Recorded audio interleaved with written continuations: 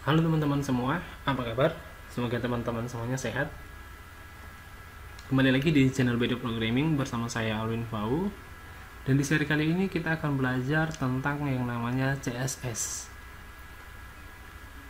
Nah, dan tentunya sebelum kita mulai mempraktikannya, bagaimana cara membuatnya, bagi teman-teman yang belum subscribe, silahkan dibantu support untuk subscribe channel ini, dan jangan lupa diaktifkan loncengnya supaya teman-teman bisa mendapatkan informasi atau pemberitahuan terbaru ketika ada materi yang saya buat atau yang saya upload di channel ini. Oke, langsung aja kita masuk ke materinya.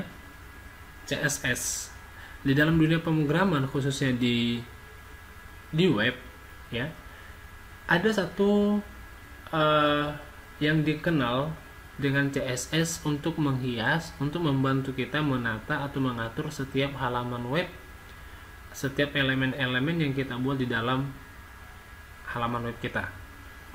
Nah, CSS inilah yang akan bekerja, CSS inilah yang akan membantu kita untuk menghias warna, untuk mengatur tata letak di website kita, sehingga halaman website kita itu lebih menarik. Nah, dengan kata lain, CSS ini bisa dikatakan sebagai komponen yang paling penting di dalam sebuah halaman web, ya. Karena kalau misalnya CSS itu tidak ada, kita tidak buat di dalam halaman web kita, maka halaman web kita itu ya cuma hitam putih aja, gitu. Warnanya antara hitam dan putih. Nah, jadi CSS itu sendiri merupakan singkatan dari Cascading Style Sheet. Ya, sesuai dengan namanya, CSS itu sendiri dia memiliki sifat yaitu Style Sheet Language, yang berarti sebuah bahasa pemrograman yang hanya digunakan atau yang khusus untuk digunakan menghias sebuah halaman web atau sering disebut dengan web design. Nah, jadi dengan kata lain, CSS itu merupakan bahasa pemrograman yang digunakan untuk mendesain sebuah halaman website. Nah, gitu ya. Nah, fungsi dan kegunaan CSS itu ada berbagai macam gitu ya. Tadi sudah saya jelaskan. Salah satunya itu bisa mengubah font, bisa merubah ukuran font, warna, dan juga format font. Dan yang lainnya lagi itu bisa mengatur layout baik tinggi maupun lebar dari sebuah elemen. Dan juga bisa merubah warna daripada elemen itu sendiri. Begitu banyak sekali manfaat atau fungsi yang dimiliki oleh CSS ini. Ya, bukan hanya elemen-elemen yang dirubah, form pun bisa dirubah, gitu ya. Tampilannya seperti apa, kemudian membuat sebuah halaman web kita itu responsif atau tidak, bisa kita atur dengan menggunakan CSS.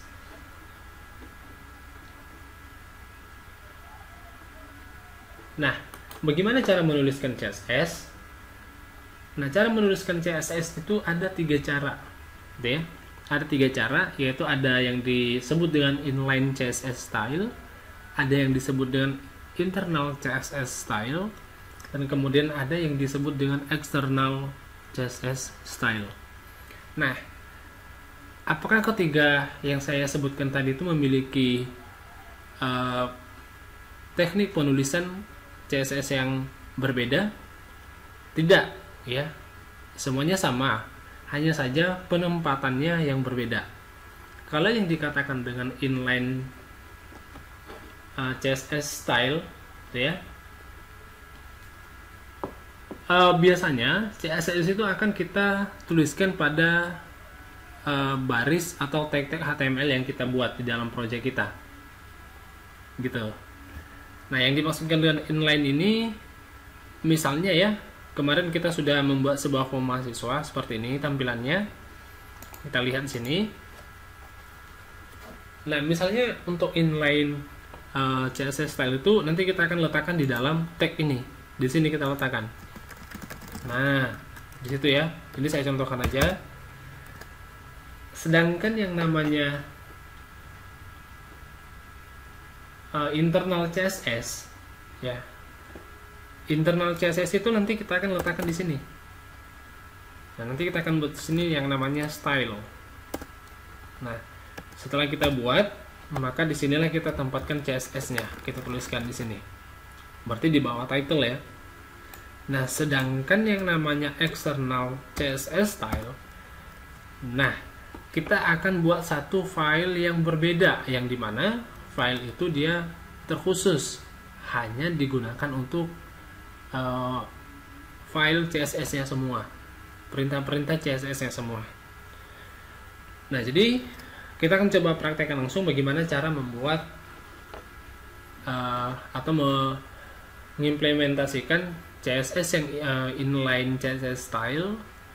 Kemudian nanti kita akan coba juga yang internal CSS style dan external CSS style. Kita akan coba, kita lihat nanti perbedaannya, apakah ada perbedaan setelah kita gunakan ketiga-tiganya tadi.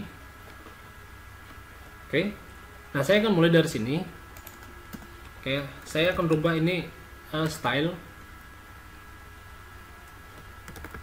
Saya buat colornya misalnya blue. Kita simpan. Kita lihat di browser kita. Oke, sekarang ini sudah berubah ya.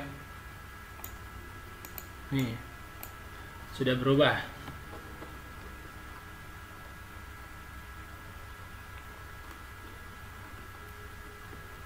Nah, bagaimana kalau misalnya kita rubah fontnya?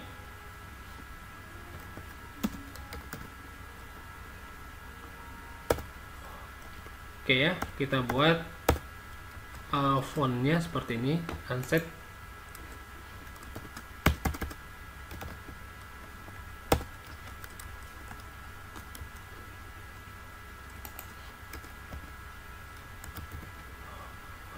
Font family-nya misalnya saya rubah seperti ini ya.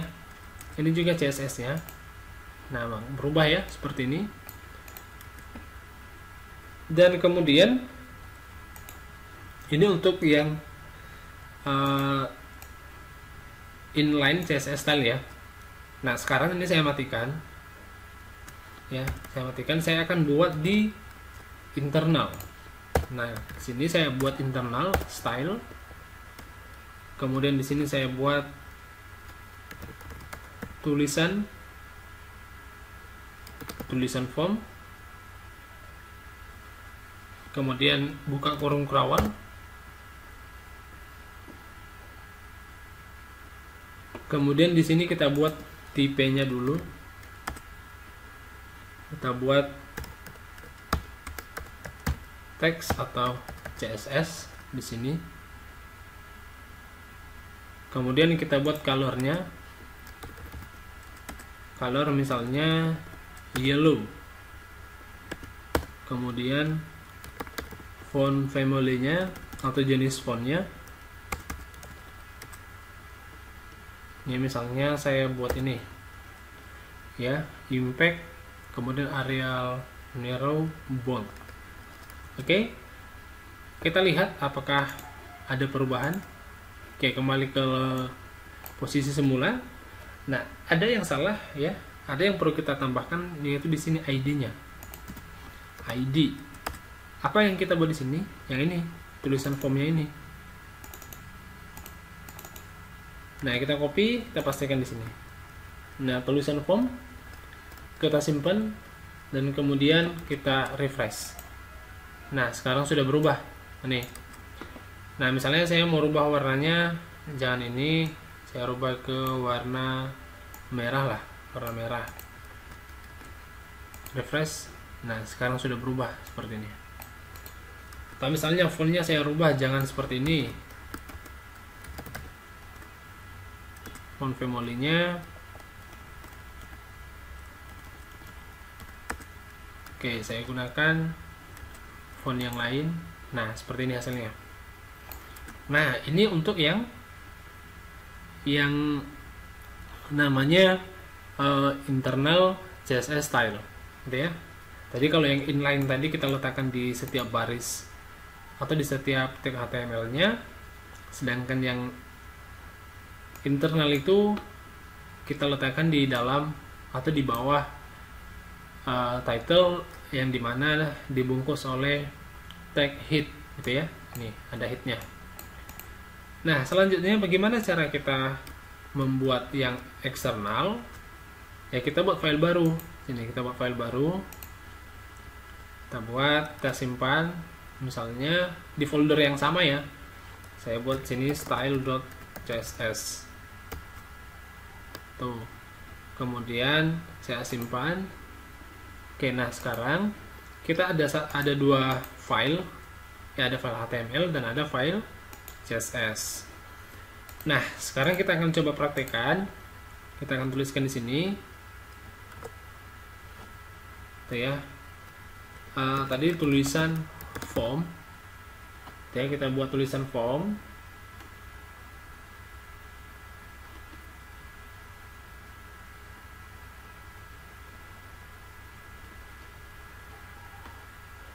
Kemudian buka kurung, kita isikan tadi colornya. Colornya apa kita buat? Misalnya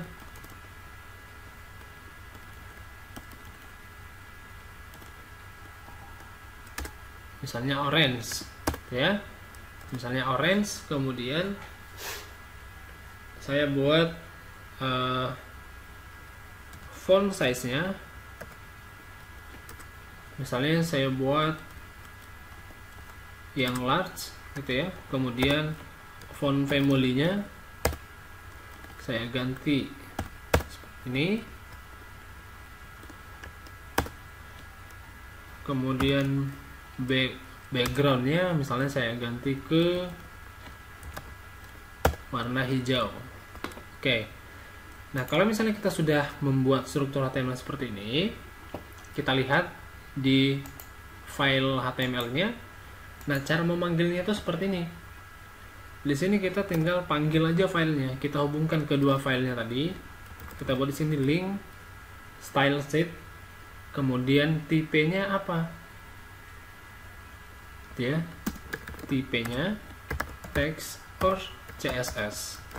Nah, sedangkan yang di href-nya ini, merupakan nama filenya, berarti style.css. Jadi style.css ini saya ambil nama file dari CSS yang tadi, sedangkan ini tipenya, dan ini rel style ini merupakan perintah yang digunakan untuk mendeskripsikan atau mengasih tahu HTML bahwasannya ada file CSS yang kita gunakan, gitu ya. Nah, sekarang kita kembali ke browser, kita refresh. Nah, sekarang sudah berubah seperti ini, gitu ya. Misalnya kita buat formnya ini, ID-nya misalnya xform, gitu ya. Kita tinggal merubah CSS-nya gitu.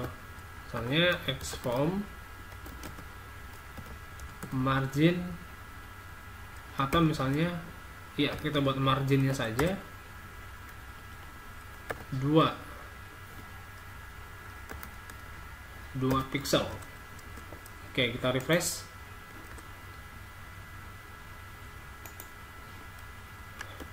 Oke, kita ganti ya. Kita buat margin right. Misalnya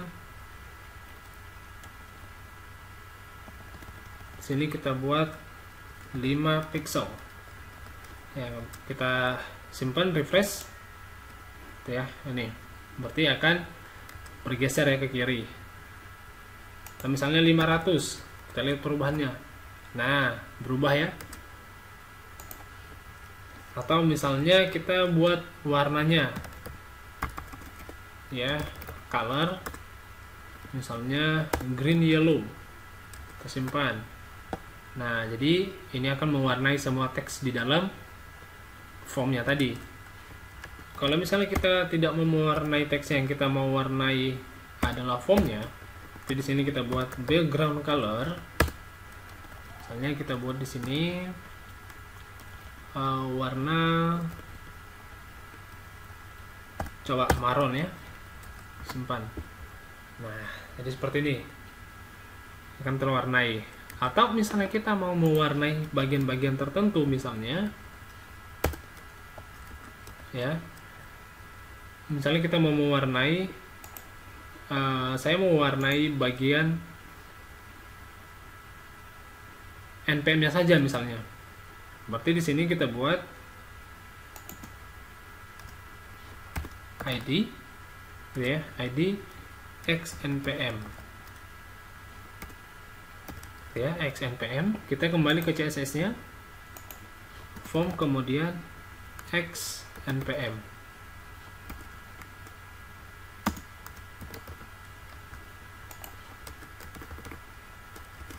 Kita buat background color misalnya marron, kita simpan.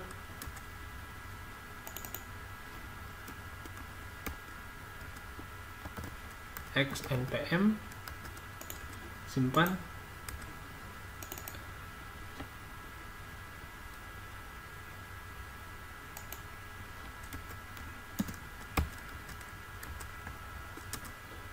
Oke, ini kita ganti ya xnpm.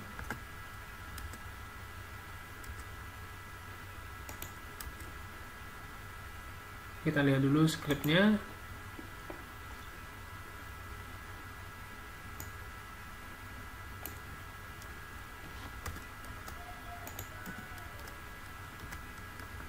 Oke, kita coba refresh.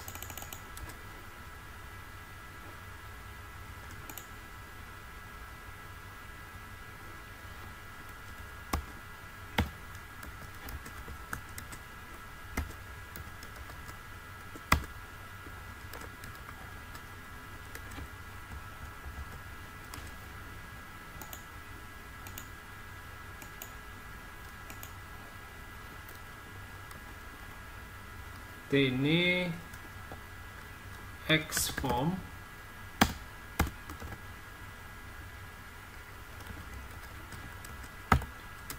kemudian tr xform.